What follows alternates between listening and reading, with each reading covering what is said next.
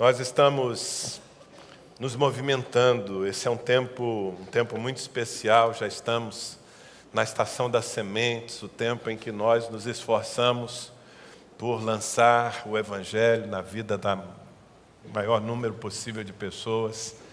Como você ouviu e já tem sido instruído, informado, despertado nas células. Estamos há 2 semanas do dia D. No dia 22 de abril, nós temos um propósito, um alvo de entrar em no mínimo 2.000 casas nessa cidade com o Evangelho e o amor de Deus. Nós sabemos o quanto o amor de Deus é poderoso para transformar situações e eu quero muito alimentar você com isso.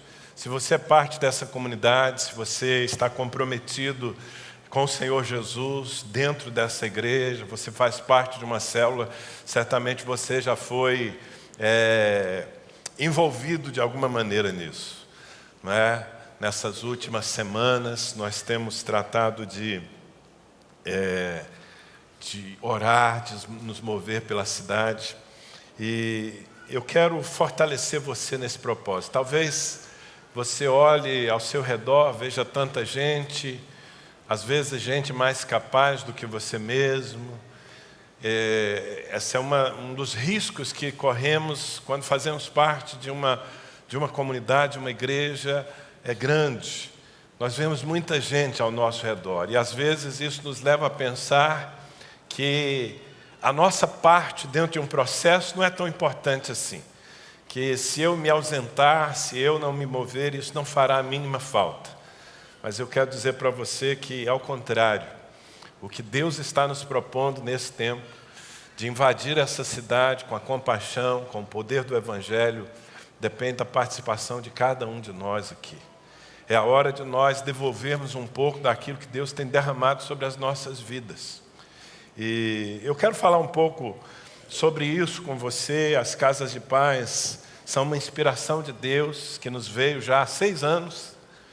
E como eu reparti essa semana nas redes de líderes, o que está acontecendo aqui em Ribeirão Preto, através dessa igreja, está repercutindo em centenas, talvez milhares de outras igrejas. Eu não sei dimensionar, mas é muito, muito mesmo. Os testemunhos chegam todos os dias. Na última semana, nós tivemos aqui a nossa conferência e havia 400 pastores aqui de todos os lugares do Brasil. E a maioria deles veio não apenas para se expor à unção que estava sendo liberada aqui desse altar, mas a maioria veio para aprender a fazer casas de paz. Algo que nós tratamos como comum, faz parte da nossa agenda, do nosso calendário todos os anos, está inspirando igrejas em todo o Brasil.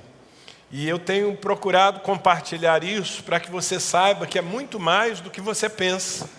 Se você gastar os próximos 2, 3 meses com uma pessoa, já vai estar fazendo algo tremendo. Se você conseguir plantar o Evangelho na vida de uma pessoa, isso já valeria o movimento de toda a igreja. Mas é muito mais do que isso, é muito mais do que uma casa de paz, é muito mais do que 2.000 casas de paz, porque aquilo que nós vivemos aqui acaba repercutindo em tantos outros lugares. Esses tempos atrás eu estava ministrando numa conferência no Rio de Janeiro, e um bispo da igreja metodista me procurou. Ele foi bispo de todas as igrejas metodistas do norte do Brasil, os estados do Pará, Amazonas, Roraima, Rondônia. Várias igrejas, normalmente igrejas pequenas, muitas delas bem tradicionais. E aquele bispo me disse: Danilo, há 2 anos eu estava em Curitiba, numa conferência em que você estava falando sobre casas de paz. Aquilo caiu no meu coração. E eu peguei essa ferramenta e levei lá para o norte do Brasil. E as igrejas metodistas todas no norte do Brasil começaram a fazer casas de paz. E ele me disse: nos últimos 2 anos nós batizamos mais de 3.000 pessoas vindo das casas de paz só no norte do Brasil. Durante o seminário estava aqui o pastor Marco, lá de Hortolândia. Esse homem chegou a aqui há 6 anos. Ele, um homem simples, apaixonado por Jesus Cristo. E naquele momento, quando ele nos conheceu, ele estava buscando uma direção, porque ele é aquele tipo de gente que virou pastor.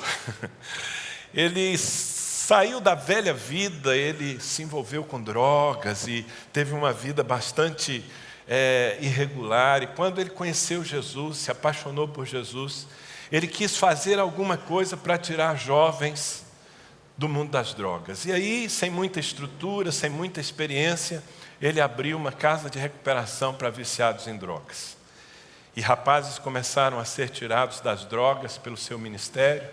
Logo ele tinha algumas ovelhas, porque esses rapazes se convertiam, muitos dos seus familiares se convertiam, e de repente ele tinha uma igrejinha e precisava cuidar daquela igreja. Virou pastor.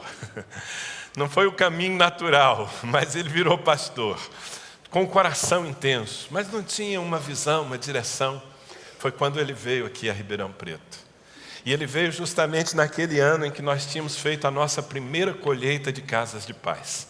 Ele chegou numa reunião de pastores que eu faço todo mês, e ele me ouviu falar das casas de paz, e ele disse: vou fazer isso na minha igreja. Naquele momento a igreja dele era uma pequena igreja, lá em Hortolândia, região de Campinas. Ele tinha 66 membros. Eu acho que contando cachorro, gato, todo mundo juntava, dava 66. E aí ele começou a fazer tudo o que ele via aqui.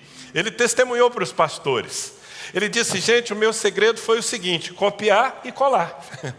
Tudo que eu vejo aqui na comunidade de Ribeirão Preto, eu procuro fazer com a máxima fidelidade na minha igreja. Isso tem 6 anos, irmãos. Uma igrejinha de 66 pessoas.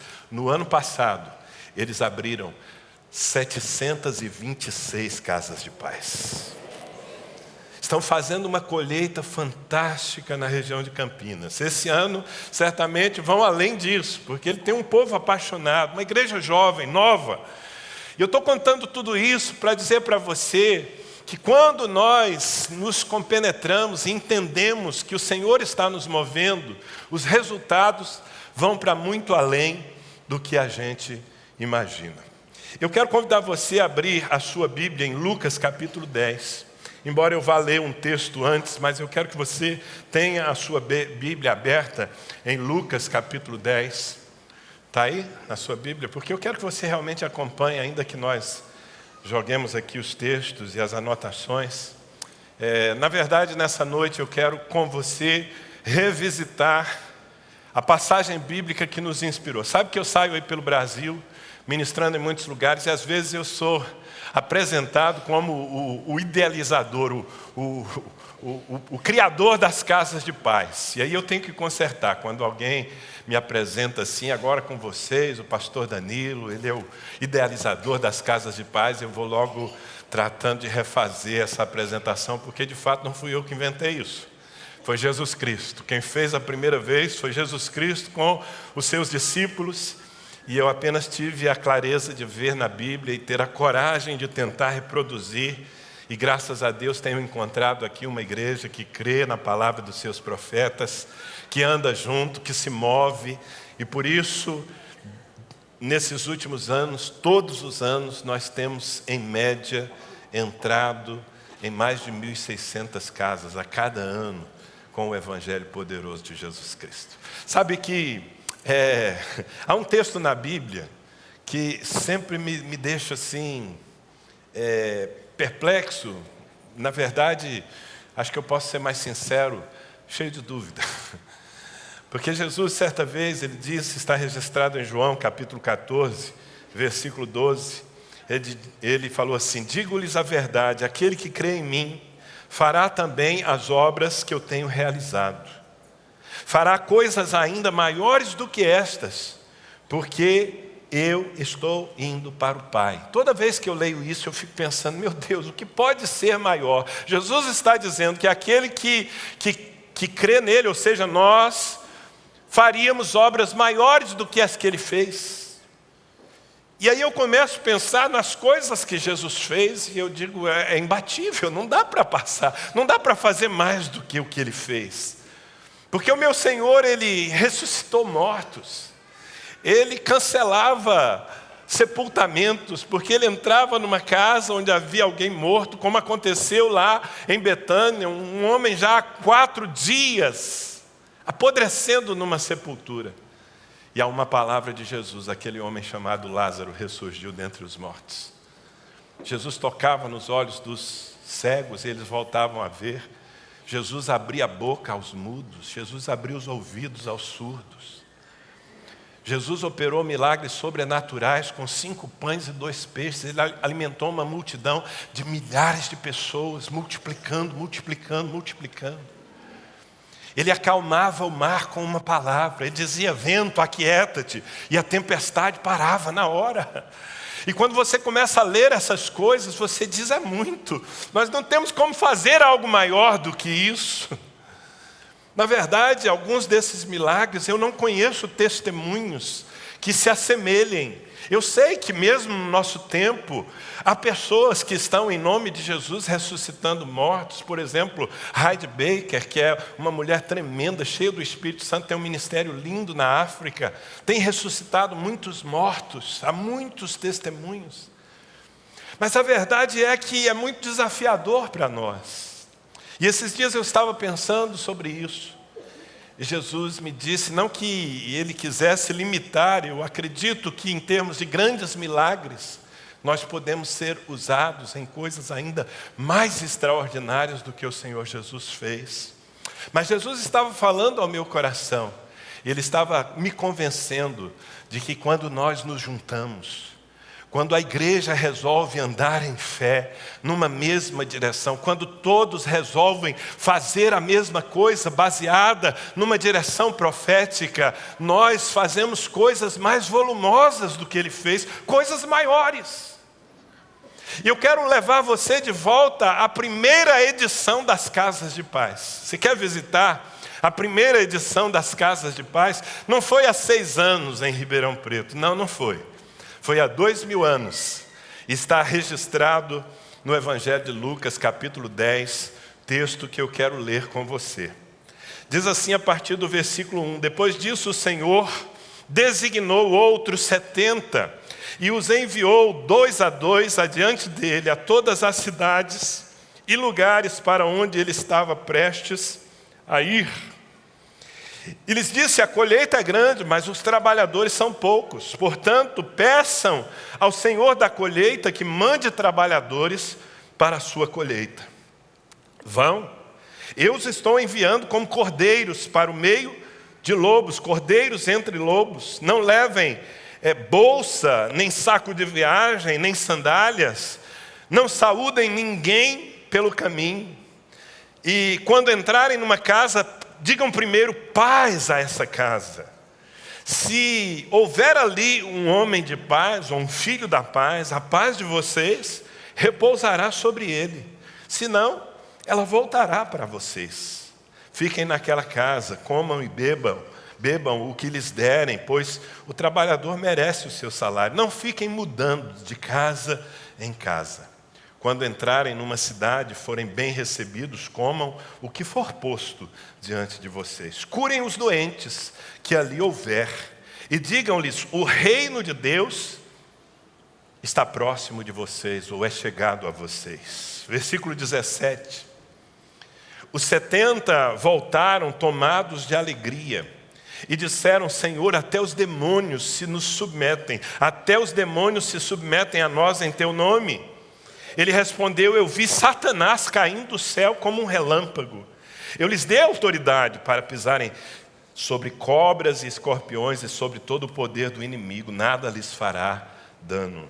Contudo, alegrem-se não porque os espíritos se submetem a vocês, mas porque os seus nomes estão escritos nos céus. Meu irmão, se alegre porque o seu nome está escrito no céu.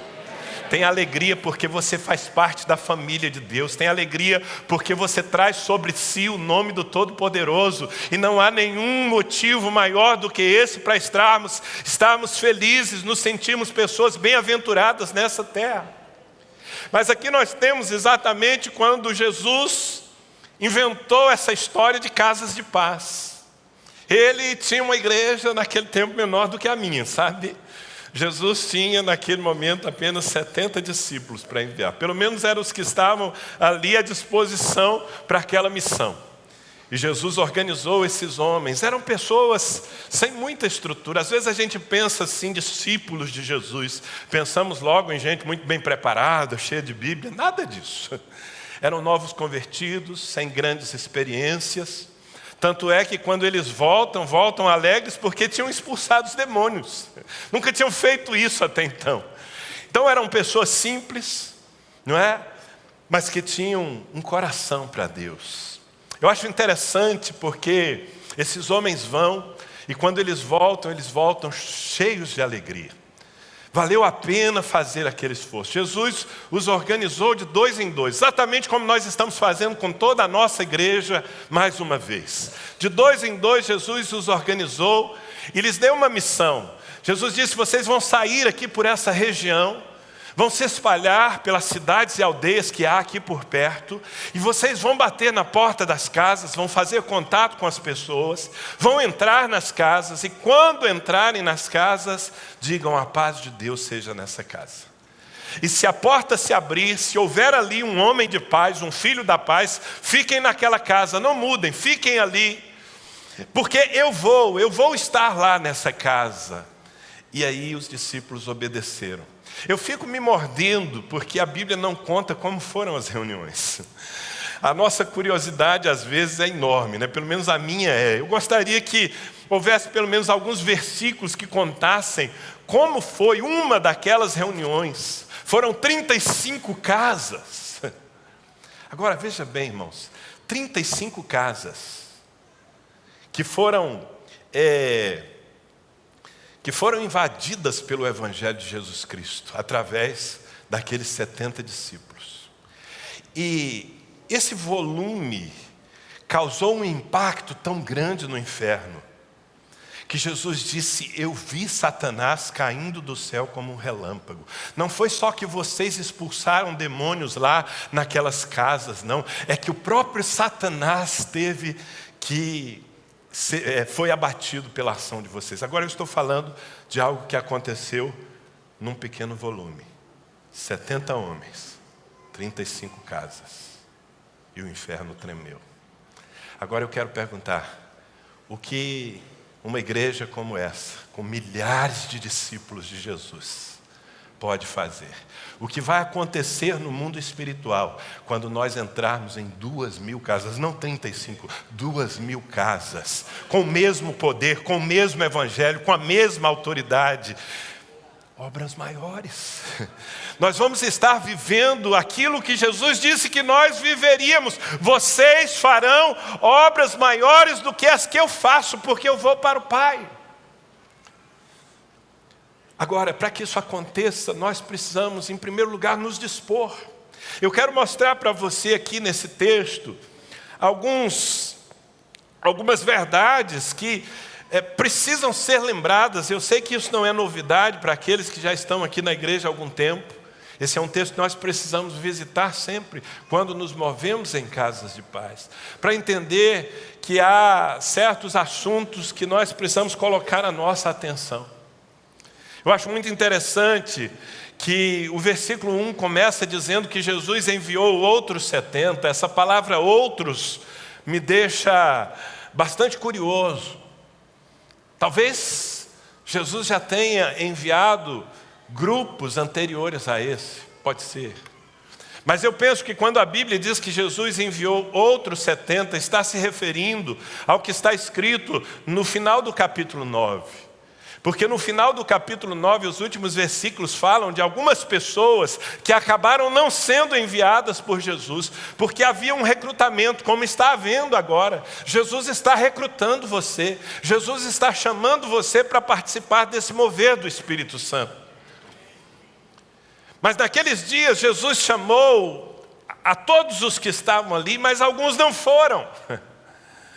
E alguns não foram, basicamente, porque não tinha um coração alinhado com o de Deus. Se você ler os últimos versículos, nós não vamos fazer aqui, por uma questão de tempo, você vai ver que Jesus não enviou pessoas que estavam mais preocupadas com seu próprio conforto do que em fazer uma conquista para o reino. Há um homem para quem Jesus olha e diz: você não serve. Você não entende o meu ministério. Filho do homem, se referindo a ele mesmo, não tem nem onde reclinar a cabeça. Eu não estou chamando gente para o conforto, ao contrário, eu estou precisando de pessoas que estão dispostas a abrir mão do seu conforto para fazerem uma conquista, para levarem o evangelho e a paz a pessoas que estão perdidas e sem paz. Então Jesus não pôde enviar aquele moço que tinha um coração sobrecarregado de dependência do conforto. Há um outro personagem que Jesus não envia porque ele não estava disposto a priorizar o reino. Jesus disse: você pode vir comigo? Ele disse: sim, Senhor, eu quero fazer a tua obra, mas primeiro eu tenho que sepultar o meu pai. E obviamente não é que o pai dele estava morto e ele precisava de algumas horas para sepultá-lo, não, certamente que não. Na verdade, ele tinha uma outra prioridade, ele tinha que cuidar do pai, ele tinha que, não é? E aí, Jesus não podia contar. Muitas vezes é assim que nós nos apresentamos. Eu estou tão ocupado com certas coisas, agora não dá. Pastor, nesse momento da minha vida eu tenho tanta coisa para fazer. E aí perdemos a oportunidade de ser enviados, porque estamos ocupados com as nossas próprias coisas e por isso não nos ocupamos com as coisas de Deus. Quero dizer uma coisa para você, querido. Toda vez que você se ocupar com as coisas de Deus, Deus se ocupará com as suas. Eu vejo o livro de Jó, é um livro de sofrimento, um homem de Deus sofrendo. Quando é que a sorte de Jó muda? Quando é que finalmente ele sai do sofrimento? A Bíblia diz que o Senhor mudou a sorte de Jó enquanto ele orava pelos seus amigos. Enquanto Jó ficava apenas chorando seus próprios problemas, não é? Completamente tomado e os seus problemas eram grandes, temos que admitir, uma enfermidade terrível, a pobreza que lhe sobreveio, seus familiares que morreram numa tragédia, era muito sofrimento. Enquanto ele ficou mergulhado nos seus problemas, tudo se arrastava. Mas no dia em que Jó resolveu olhar para fora e abençoar as outras pessoas, Deus resolveu mudar a história dele. E eu quero profetizar sobre todos aqueles que vão se envolver nesse tempo em casas de paz e que têm suas lutas, seus desafios. Enquanto você faz a obra de Deus, Deus faz aquilo que você precisa em sua vida, em sua família, em seus negócios. Eu tenho certeza disso. Esse moço perdeu a oportunidade. Ele tinha uma prioridade, não era o reino.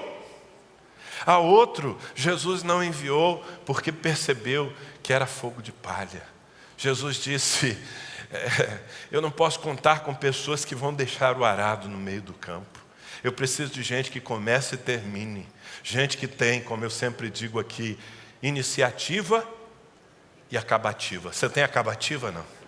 Nós precisamos ser pessoas de iniciativa e precisamos ser pessoas de acabativa no reino de Deus. Nós tomamos o encargo e nós levamos até o fim. Custe o que custar, Deus precisa de gente assim. Será que há alguém aqui que se candidata, que nesses dias Deus vai olhar e falar: com esse aqui eu posso contar, para fazer algo sobrenatural nessa cidade, para mudar a vida de famílias inteiras nessa cidade? Recrutamento. Uma outra verdade que eu vejo nesse texto é que nós nos movemos debaixo de uma promessa, irmãos. Aqueles 70 discípulos se moveram debaixo de uma promessa. Está aí no próprio versículo 1. A Bíblia diz: mandou-os adiante da sua face a todas as cidades e lugares aonde ele, Jesus, havia de ir. Jesus não apenas nos manda, mas ele promete que vai depois de nós. Sabe? Se você tiver essa visão, eu acredito que ela vai ser um combustível suficiente para você se mover. Na porta que você abrir, Jesus vai entrar depois. Na casa que você entrar, na verdade você vai preparar um ambiente, preparar um terreno para a presença de Cristo. Ele mandou os seus discípulos, diz a Bíblia, adiante da sua face. Ou seja, vocês vão primeiro, mas eu vou chegar. Onde vocês abrirem uma porta, eu vou entrar. E mais uma vez, como eu fico curioso de saber daquelas reuniões que aconteceram, tanto antes de Jesus chegar a cada uma dessas 35 casas, como no dia em que ele chegou lá. Que reunião deve ter sido. Quantos milagres aconteceram, quanta gente salva, porque Jesus Cristo, Ele nunca na verdade nos envia, Ele sempre ao nos enviar garante que vai conosco. Amém? Diga promessa. Agora tudo isso é um comissionamento, essa é a terceira verdade que eu quero mostrar para você. No versículo 1 está escrito, designou outros 70. Jesus os mandou, designou. Você sabe o que é designar? Designar é dar um desígnio. É isso que nós estamos recebendo de Deus agora. Sabe, você tem que ter uma consciência que não se trata dos seus pastores, dos seus líderes, forçando uma barra para que você faça alguma coisa pelo reino de Deus. Não é isso. É uma voz que vem do céu, é um movimento. Se nós pudéssemos todos ter os nossos olhos abertos para enxergar o mundo espiritual e ver quantos anjos estão em movimento sobre essa cidade, o Espírito do Senhor se movendo para trazer salvação a milhares de pessoas. E junto com o movimento que Ele produz no mundo do Espírito, Ele nos dá uma palavra. E essa palavra é uma palavra de convocação, de comissionamento, de chamado. Jesus não está pedindo que você vá, Ele está enviando você. Ele está dando um desígnio para a sua vida nesses próximos meses. Tem alguém aí ouvindo isso? Significa que você não tem opção, eu não tenho opção. Quando você me dá uma sugestão, quando você me dá um conselho, eu posso avaliar, eu posso discutir. Mas quando Deus me dá uma missão, quando Deus me dá um desígnio, eu só tenho uma opção: obedecer. E é isso que nós vamos fazer, amém, queridos? Eu sei que muitos de vocês já estão se movimentando, mas alguns ainda estão dormindo, alguns ainda estão se escondendo atrás da multidão. Alguns ainda estão, para usar o linguajar mais informal, dando migué. Será que tem alguém dando migué aqui, dizendo, não é comigo não, não, esse negócio não é para mim, é com você mesmo. Jesus está enviando você, Jesus está designando você, amém? E sabe, não é um encargo, não é um peso, não é um fardo, é uma honra, é um privilégio. Sabe, quando alguém muito poderoso e importante chama você e diz, vai lá e faz alguma coisa e diga que fui eu quem mandei, vá no meu nome. Isso não é um peso, isso é um privilégio. Quando nós nos movemos debaixo de um comissionamento do céu, irmãos, nós nos tornamos as pessoas mais importantes do pedaço. Eu não estou entrando numa casa baseado numa estratégia, eu não estou entrando em nome de um pastor, de uma igreja, eu estou entrando em nome de Jesus Cristo de Nazaré, o Senhor dos senhores, o Rei dos reis, aquele que tem o poder de trazer paz às pessoas que não têm paz. Comissionamento. O chamado desse tempo é também um chamado para cooperação. Diga cooperação. Diz a minha Bíblia ainda no versículo 1 que Jesus os enviou de 2 em 2. Esse é o formato. É por isso que em todas as nossas células nós tratamos, e se você faz parte de uma célula dessa igreja, o seu líder deve ter colocado você como parte de uma dupla de semeadores. E se ele não fez, eu não sei o que ele está esperando. Todos aqui estão organizados de 2 em 2. E isso tem um significado espiritual. No reino de Deus, ninguém faz nada sozinho. Isso é uma regra rígida, irmãos. No reino de Deus, ninguém faz nada sozinho. A cooperação é um princípio do reino. A cooperação, a unidade, a concordância, a unanimidade potencializa a graça de Deus nas nossas vidas. Foi por isso que Jesus, quando falou sobre oração, Ele disse, quando 2 de vocês concordarem com alguma coisa, isso será feito. Foi por isso que quando falou de reuniões, de trazer a presença dEle, Ele diz, onde estiverem 2 ou 3 reunidos em meu nome, eu estarei no meio deles. Porque no reino de Deus, as coisas devem acontecer por cooperação. Então, Todos nós aqui precisamos considerar que nós estamos sendo conectados a outra pessoa, ou a outras pessoas, para fazermos algo poderoso em nome de Jesus Cristo. A primeira conclusão que Deus tirou ao criar o homem, colocá-lo no jardim do Éden, foi: não é bom que esse homem esteja só. No reino é melhor serem dois do que um. Por favor, não entrem numa casa sozinhos. Não ousem fazer nada sozinhos. Isso é um princípio do reino. É um princípio de interdependência, é um princípio de submissão mútua, é um princípio de cobertura mútua. Vocês precisam se afinar. Eu pergunto, você que faz parte de uma dupla, não é? Se você faz parte dessa igreja, você faz parte de uma dupla. Vocês já afinaram a viola? Já afinou a viola com seu parceiro de semeadura? Tem que afinar. Vocês têm que estar no mesmo tom, vocês têm que estar na mesma fé. Vocês têm que estar no mesmo propósito, na mesma busca. Vocês têm que orar juntos desde agora. Vocês têm que sair. Um não pode se esconder atrás do outro. Não é o tempo da gente se esconder, de um seguir na frente e o outro atrás. Não, é para andarmos lado a lado. No reino de Deus é assim. Eu não vejo Jesus mandando ninguém fazer nada sozinho. Se Jesus precisava de uma sala para fazer uma ceia com seus discípulos, ele mandava 2 procurarem e arrumarem uma sala. Se Jesus precisava de um jumento, um jegue, como a gente diz lá no Nordeste, para poder entrar em Jerusalém, ele mandava 2 discípulos buscar um jumento. É um princípio. E isso faz com que nós valorizemos um ao outro e nós dependamos um do outro. Diga mais uma vez: cooperação. Um quinto conceito, você está comigo, né? Eu estou falando rápido aqui porque são 328 conceitos que eu vou compartilhar nessa noite. E nós estamos no 4º já, graças a Deus. Amém, irmãos? Amém. Aleluia. Vamos entrar no 5º agora. E o 5º é muito importante. Porque o 5º conceito é oração. Diga oração. Sabe, nós não podemos ser tão práticos ao ponto de desprezar a importância da oração. Jesus disse no versículo 2: peçam ao Senhor da colheita que mande trabalhadores para a sua colheita. Na verdade, Jesus estava advertindo. Veja bem, irmãos, essas coisas que eu estou falando aqui, e não é a primeira vez que eu falo, eu estou ressaltando, eu estou trazendo à nossa memória alguns aspectos muito importantes para que nós tenhamos êxito no esforço que nós vamos fazer.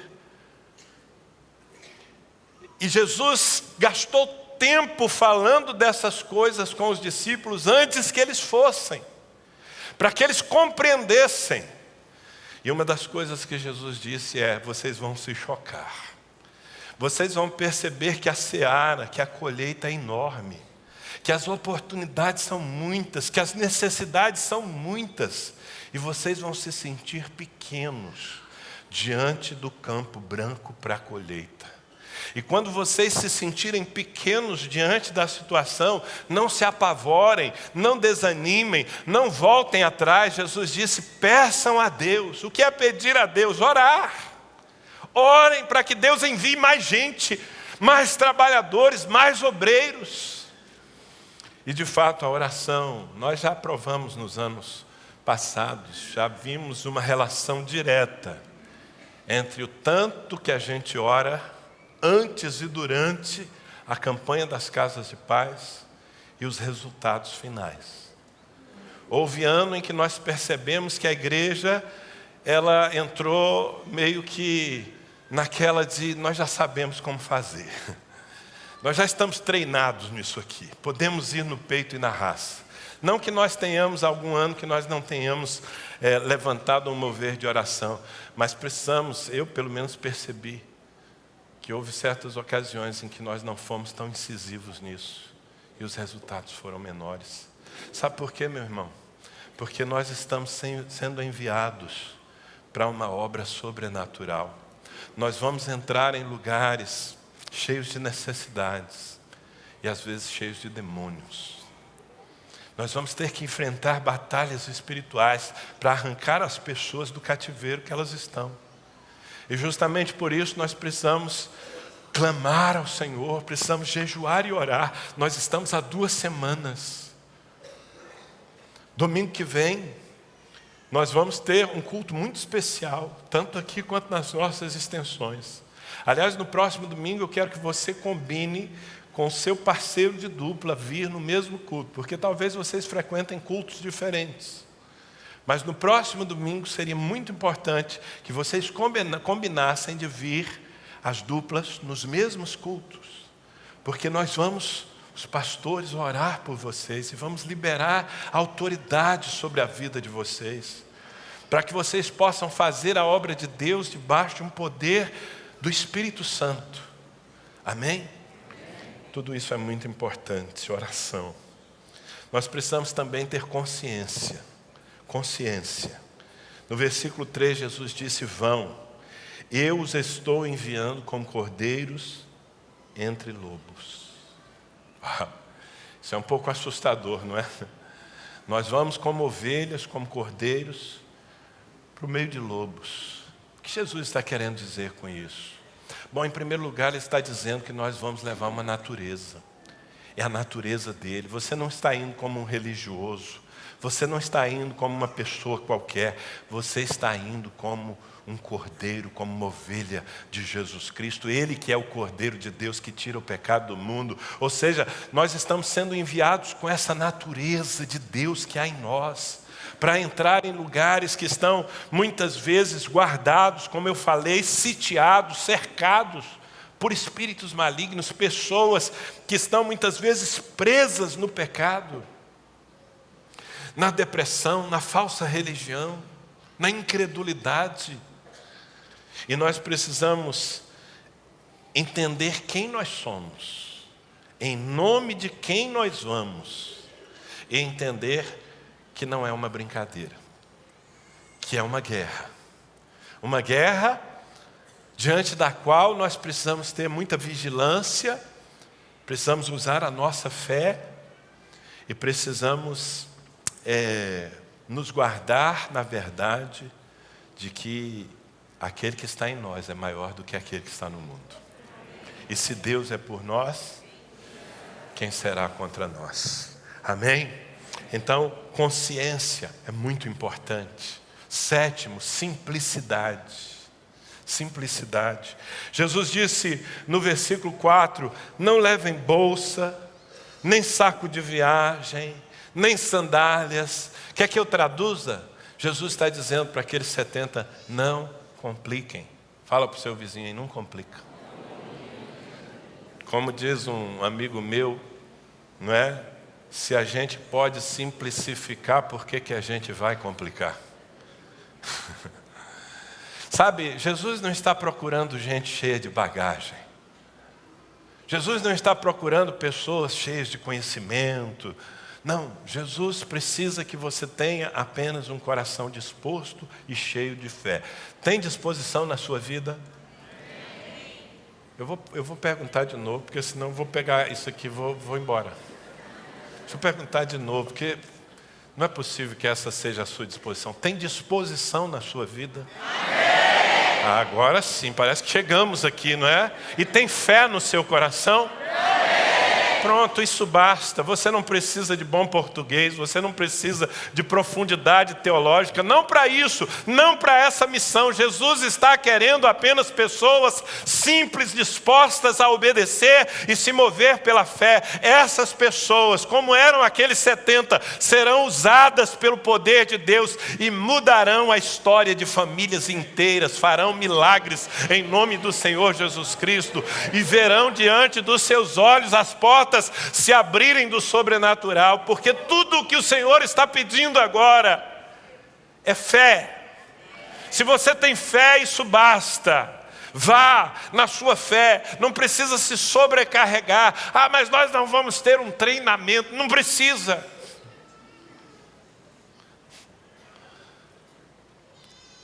Significa que se você é crente, quantos são crentes em Jesus Cristo?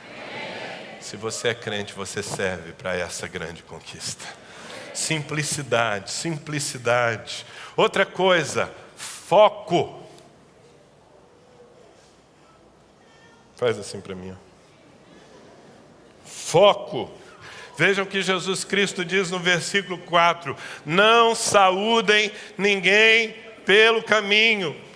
Não percam tempo com mais nada. Não se distraiam.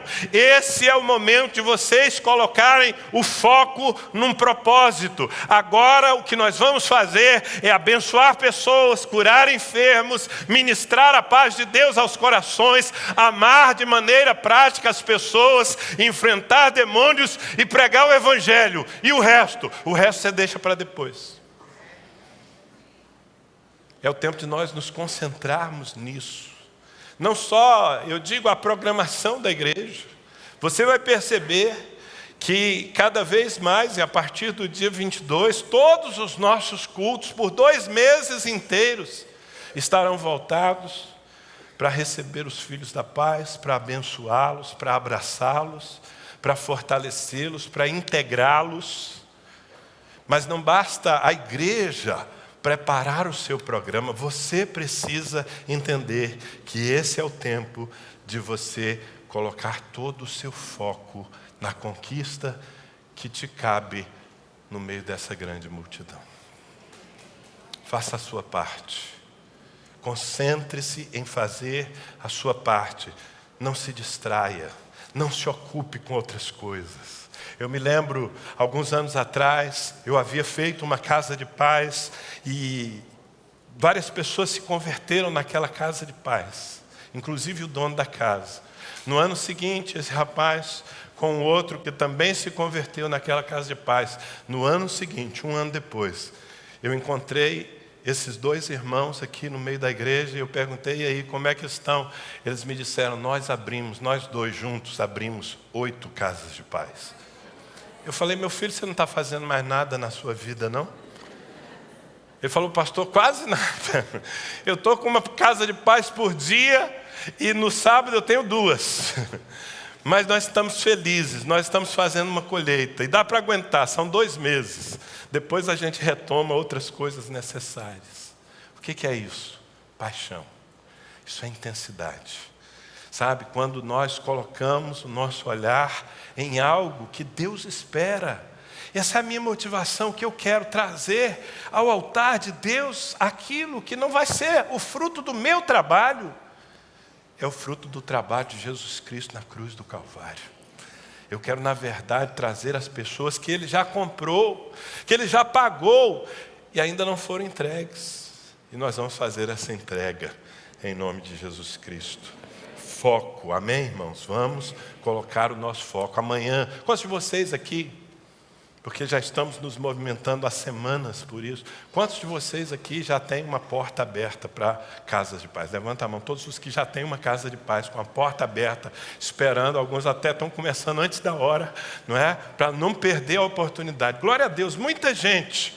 E os demais? Os demais têm 2 semanas. Você tem 2 semanas. Até o dia 22, 2 semanas. Eu quero dizer que é mais do que suficiente para que você encontre uma porta que se abra para Jesus. Isso não vai acontecer se você ficar passivo dentro da sua casa. Colocar o foco significa amanhã. Ouça, amanhã, segunda-feira, você vai acordar e o seu primeiro pensamento e a sua primeira oração vai ser, Senhor, me dá uma oportunidade hoje de encontrar um filho da paz. Me dá uma oportunidade hoje de falar do evangelho para alguma pessoa, de falar das casas de paz para alguém, seja alguém que eu já conheça, que já faz parte dos meus relacionamentos, ou alguém que eu não conheça. E eu tenho certeza que se você colocar a sua atenção e seu coração nisso, o Senhor vai lhe dar bom termo.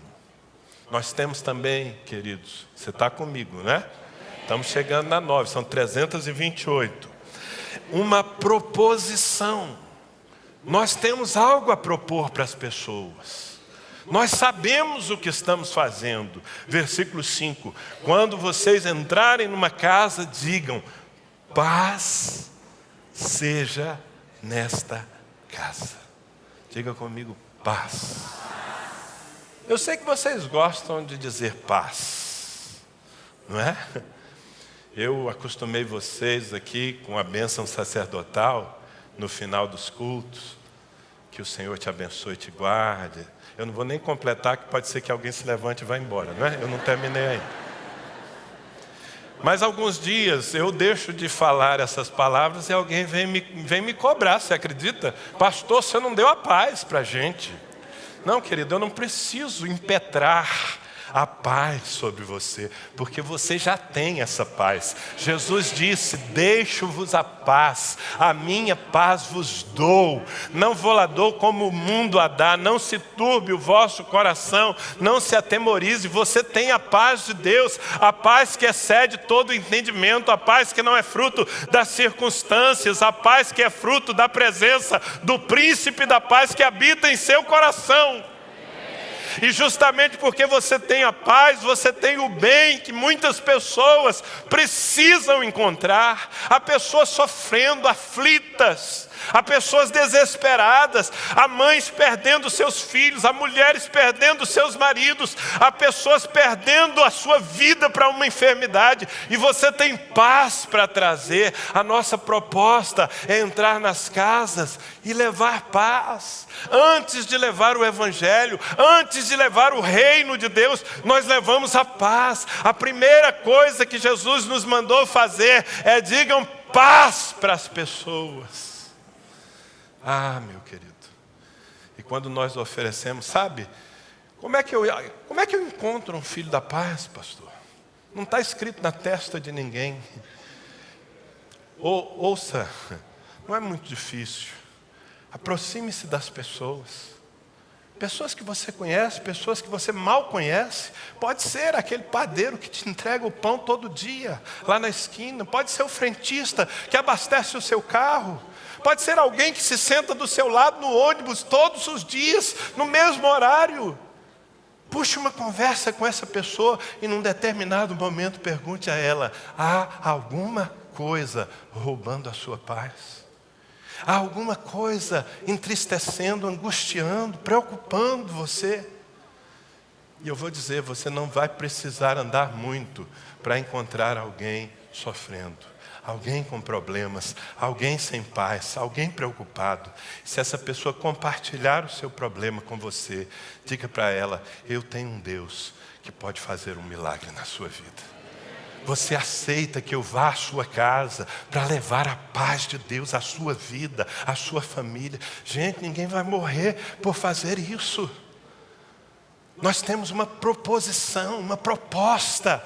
E a proposta é a paz de Cristo invadindo os lugares onde existe conflito, onde existe guerra, onde existe ameaça e morte. Amém? Precisamos também fazer uma busca. Diga: busca. Jesus disse no versículo 6: se houver ali um homem de paz, a paz de vocês repousará sobre ele. Nós precisamos encontrar esse homem de paz. Precisamos encontrar esse filho da paz. E como eu disse, isso não vai acontecer se você fica lá dentro da sua casa esperando as coisas acontecerem. Você precisa sair por esse propósito. Hoje de manhã eu propus uma hipótese. O pessoal achou meio engraçado, mas deu para medir. Imagine que por um veículo de comunicação confiável se espalhasse a notícia de que um bilionário colocou sacos de dinheiro, muitos sacos de dinheiro, com 10 mil reais, com 20 mil reais, com 30 mil reais, e ele espalhou pela cidade de Ribeirão Preto, nas praças, atrás dos muros das casas, nos terrenos baldios. Ele espalhou e mandou dizer: olha, quem achar pode pegar, é seu. Ah, meu irmão, isso aqui ia virar um formigueiro, fala a verdade. Você ia ser o primeiro a sair por essas ruas atrás de um saco de dinheiro. E vou te dizer uma coisa: corre, porque eu estou nessa também. Todo mundo aqui sairia em busca do seu tesouro. Ia virar uma serra pelada, um garimpo isso aqui. É ou não é? Quem ia ficar em casa vendo televisão? Ninguém. Sabe, o que o Senhor está nos mandando buscar não é sacos de dinheiro. São vidas preciosas para Ele. São pessoas que valem muito mais do que todos os tesouros do mundo. pessoas que valem, cujo preço é o sangue precioso de Jesus Cristo. É essa busca que nós precisamos fazer com a mesma avidez, talvez com mais avidez ainda do que nós faríamos se houvesse sacos de dinheiro espalhados por nossa cidade. Diga busca. Agora, quando você sair em busca do Filho da Paz, tenha determinação. Porque você vai sair em busca de uma porta que se abra, mas pode ser que algumas portas se fechem. Jesus disse no versículo 6, a segunda parte, se não houver naquela casa um Filho da Paz, então ela, a paz, voltará para vocês. Se você entrar numa casa e oferecer a paz, e não houver ali ninguém aberto para receber a sua paz, o que Jesus está dizendo é: não perca a sua paz. Se você encontrar uma porta fechada, não perde a sua paz. A sua paz volta e você vai bater na próxima porta. Determinação, resiliência, aquela decisão de encontrar um coração aberto. Amém, queridos? Na verdade, quando nós entramos numa casa, o Senhor nos dá oportunidade para fazermos amigos. Você sabe que todos os anos eu abri casas de paz. Houve casas de paz minhas que foram muito bem sucedidas. Depois de 2 meses ministrando ali, pessoas se converteram. Aquela casa de paz se transformando numa célula, 2 células. Houve outras que aparentemente não resultaram em nada. Eu ministrei durante 2 meses e ninguém se converteu. Mas sabe, mesmo nos lugares onde as pessoas não se converteram, eu fiz amigos. Algumas dessas pessoas que não se converteram ainda a Cristo, a quem eu ministrei há 2, 3, 4 anos, elas me têm como seus amigos. Algumas delas, quando estão com algum problema, me ligam. Pedem oração, pedem conselho, ainda que não se converteram a Cristo. Porque, de certa forma, o Senhor nos envia para desenvolver relacionamentos. É o ponto número 12. Jesus disse: fiquem naquela casa, não fiquem mudando de casa em casa, se adequem ali. Ele disse: comam do que for oferecido. Isso aí também você não precisa levar assim ao pé da letra, tá, irmão? Mas eu entendo que quando Jesus disse coma daquilo que for oferecido, encaixe-se naquele ambiente, adeque-se àquele ambiente, porque às vezes você vai entrar num barraco, sinta-se parte daquela família que mora num barraco, ou quem sabe você vai entrar numa mansão, faça-se parte daquela família que precisa de paz numa mansão. E desenvolva relacionamentos, ame as pessoas, dê valor a elas, não seja técnico, não seja simplesmente alguém que entra numa casa com um livretinho debaixo do braço para dar uma liçãozinha. Não é o seu propósito. Jesus está enviando você para se conectar às pessoas, para amar as pessoas. Gente, ouçam, eu estou falando coisas importantes aqui. Não se trata de simplesmente uma reunião por semana para dar um estudinho desse material. Durante a semana, um telefonema seu para aquela pessoa que está com câncer, que faz parte da sua casa de paz. Um bilhete, um zap, dizendo: ei, como é que você está hoje? Eu estou orando por você. A sua dor passou. Porque eu estou crendo no milagre. Nós estamos sendo enviados para desenvolver relacionamentos em nome do Senhor Jesus. Alguns desses relacionamentos vão frutificar imediatamente. Você vai ter essas pessoas aqui adorando a Deus com você. Outras serão sementes plantadas que darão seu fruto mais adiante. Amém? Posso continuar aqui? 328, posso mandar ver? Você está comigo? Aleluia, glória a Deus. Diga autoridade. No versículo 9, Jesus disse: curem os doentes que ali houver. curem os doentes. Eu fico imaginando aqueles caras, como eu falei, novos convertidos, não tinham grandes experiências ainda. E Jesus está dizendo, quando vocês entrarem numa casa e houver uma enfermidade ali, cure aquela pessoa. Eles devem ter olhado uns para os outros. Como é que se faz isso, Jesus?